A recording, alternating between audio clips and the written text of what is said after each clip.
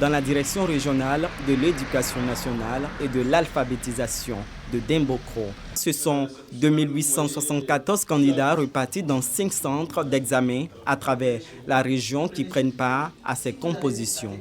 Personne d'entre eux n'a accès à une salle avec un portable. Tout cela est interdit et toutes ces consignes leur ont été données. Et nous avons contrôlé et vérifié ce matin et nous nous sommes rendus compte que la consigne a été appliquée. Le lycée moderne 1 de Dembokro a servi de cadre pour le lancement de cet examen scolaire à grand tirage. Dans la salle 5 de ce centre d'examen, le préfet de région Koulibaly Lamine a distribué les premières copies de français, première composition du jour. Il a exhorté les surveillants à la vigilance pour éviter la fraude. Les compositions prennent fin le vendredi 7 juillet 2023 et les résultats sont prévus pour le lundi 24 juillet 2023.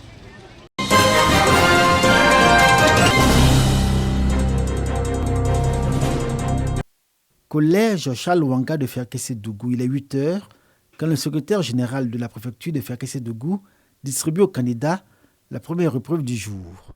Ceux-ci sont invités au civisme et à la responsabilité par le représentant du préfet de la région du Kyologo. La composition française, première épreuve pour démarrer le baccalauréat session 2023. Les candidats reçoivent les conseils d'usage donnés par le directeur régional de l'éducation nationale et de l'alphabétisation du Kyologo. Ils sont 3693 candidats répartis dans 7 centres de composition dans le Kyologo. Parmi eux, 1728 filles.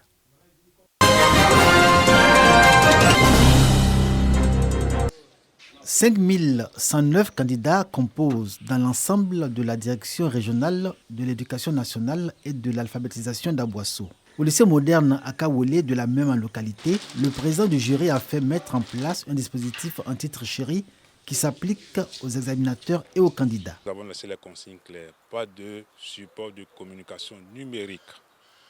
Et nous avons dit aussi que chaque candidat est son surveillant. Chaque candidat est aussi est un surveillant du centre. La DECO a laissé des numéros verts sur lesquels ils peuvent appeler après les épreuves pour signaler tel fait qu'ils ont trouvé pas catholique dans la salle de composition. Rigueur au niveau de la surveillance. Maintenant, au-delà, nous faisons notre travail. Nous, ceux qui sont chefs de centre, le font. Les présidents et les vice-présidents du jury ont reçu des recommandations fermes pour faire en sorte que l'examen soit propre. Au lycée moderne à Montano-Lambert, autre centre de composition, tout a été également mis en œuvre par les autorités éducatives pour décourager les candidats à la tricherie et à la fraude. C'est dans une atmosphère de sécurité qu'a eu lieu le lancement officiel du baccalauréat 2023 dans la direction régionale d'Aboisseau, avec un rappel aux candidats du message du gouvernement. Il faut respecter strictement les instructions, savoir éviter qu'il y ait la fraude pour que nous ayons des examens très propres dans notre pays. Le plan anti-tricherie mis en place se révèle efficace. Pour ce premier jour des épreuves, aucune fraude, aucun cas de tricherie n'ont été relevés. Dans le Poro, c'est le lycée Oufouette-Boigny de Korogo qui a servi de cadre pour André Assoumou Ekonon, préfet de région, pour aller donner le top départ de l'examen du baccalauréat. Avant le début des épreuves, les candidats ont été largement sensibilisés sur ce que le gouvernement et les parents attendent d'eux. Sur la question de la fraude, le directeur régional de l'éducation nationale et de l'alphabétisation rassure, toutes les dispositions sécuritaires sont réunies afin de parer à toute éventualité. Vous êtes concentrés parce qu'il y va de votre avenir. Mais c'est un avenir qui doit se faire sur la base de votre travail, de vos efforts. Dans le Poro, le nombre de candidats au baccalauréat cette année s'élève à 11 442.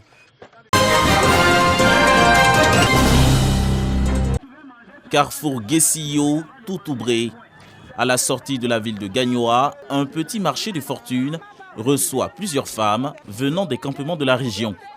C'est à pied, à l'aide d'un tricycle ou en taxi-brousse qu'elles transportent leurs marchandises sur des pistes difficilement praticables. Nous passons par Bayeta, compte tenu de la situation. Souvent nous sommes en route, les voitures prennent panne, nos bagages se versent en route. Souvent nous marchons de Yopoyo à Broudoumé. Vraiment nous demandons pardon au l'État ou aux gens de nous aider. À 5 km de Gbogrignois sur l'axe Gbogrignois-Serio, c'est avec peine que Dame Poka Ange Laetitia vient vendre 2 fois par semaine sa marchandise au marché de Guessillo. Quand il pleut, la route est méchante. La route est très méchante, pardonnez mes papas.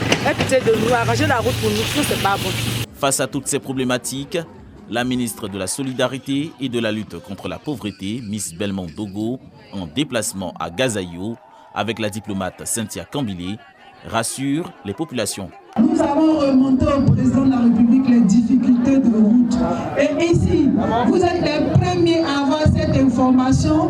Le reprofilage des pistes villageoises reprend à partir du 7 juillet. Le petit carrefour entre Begrewa et Djetewa est pris en compte. De Tinago jusqu'à Bakasewa, la route sera reprofilée.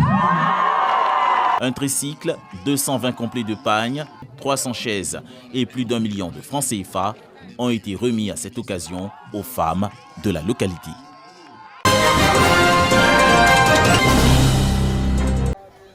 Daloa, quartier Manioc, les fidèles musulmans de cette partie de la cité des Antilopes sont arrivés nombreux à leur mosquée pour célébrer l'Aïd el-Kébir. Le guide religieux, dans son sermon, a instruit les fidèles sur l'importance de cette fête qui commémore le sacrifice d'Abraham à Allah. Il demande à ses coreligionnaires de prier pour les autorités et d'œuvrer pour le maintien et la consolidation de la paix en Côte d'Ivoire. Quelques instants plus tôt, l'imam Alassane Konaté immolait un bélier comme l'exige l'islam durant l'Aïd el-Kébir. Dans leurs différentes habitations, les fidèles musulmans vont répéter ce geste.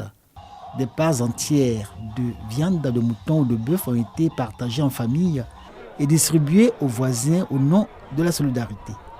Les repas confectionnés ont été partagés avec des amis musulmans, chrétiens et diverses confessions dans une ambiance fraternelle comme ici, au domicile de Koulibaly. Voyez-moi, je ne suis pas musulman, mais je suis un chrétien et aujourd'hui je suis avec eux, partager ce repas. Donc vraiment, je veux que ce acte-là aussi soit partagé par nos frères et sœurs qui ont les moyens qu'ils le fassent. Depuis près d'une semaine, vous avez constaté que tout le monde est en branle pour pouvoir réussir cette fête-là. Parce que le sens du partage, ce n'est pas une question d'argent. On peut avoir de l'argent, ne pas partager. Mais le sens du partage, en tout cas, c'est une bibliothèque pour nous, c'est une école pour nous. La fête de la Tabaski ou Aïd el-Kébir est un moment de communion, de partage et de solidarité. Les fidèles musulmans du quartier Manioc de Daloa l'ont admirablement démontré.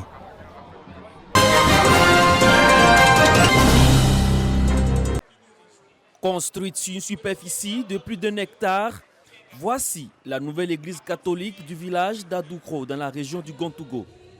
L'ancienne église, qui date de 1940, est devenue exiguë pour cette communauté. Baptisée Saint-François d'Assise, elle reçoit l'onction de Monseigneur Boniface Ziri, évêque du diocèse d'Abengourou. L'édifice religieux est l'œuvre des cadres, des chrétiens catholiques et des musulmans du village. Preuve d'une parfaite cohésion sociale dans cette localité majoritairement musulmane.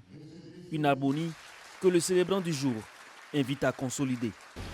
Dieu a accepté de se dessaisir de sa vie, de nous donner sa vie et de verser son sang pour nous. C'est cette fête-là que nous célébrons. Et comme Dieu est bon, il est provident, c'est à cette solennité de la fête de Dieu que vous avez choisi pour la bénédiction de cette belle chapelle. La construction de cette église a coûté plus de 30 millions de francs CFA. Ce fut également l'occasion pour la pose de la première pierre de la construction de la future grotte mariale.